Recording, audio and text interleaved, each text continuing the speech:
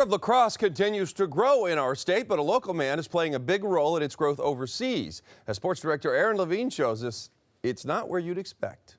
Everybody, can I hear lacrosse? Lacrosse! Excellent. For Larry Mackey, sacrifice has defined his lifelong involvement in the world of lacrosse. For me, growing up in my neighborhood, I got punched in the face a lot for playing lacrosse. From the start, Mackey was the outsider, whose own mother worried when he first showed interest in the sport. She's like, you want me to put my skinny baby out there with 20 white boys with sticks, and you?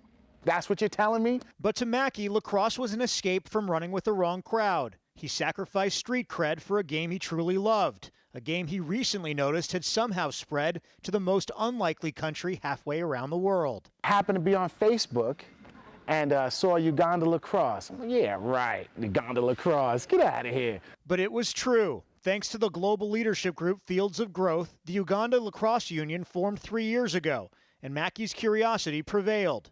He made the trip there and witnessed firsthand the evolution of a new sport in an African nation.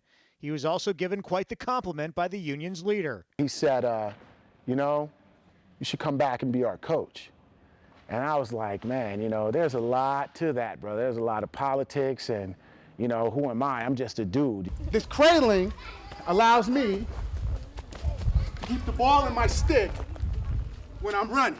A dude who's still in the running to coach Uganda in the World Lacrosse Championships next year.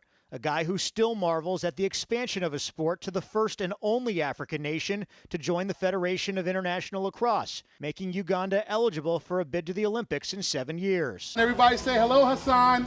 Hello, Hassan. In February, thanks to support from the local community in the South Sound, Mackey came back to Uganda with his son Hassan to teach more than 400 kids about the game. I enjoyed it. I had fun, and I'm going to be happy when they come back. I came here and Uganda embraced my family, not only myself, but my family.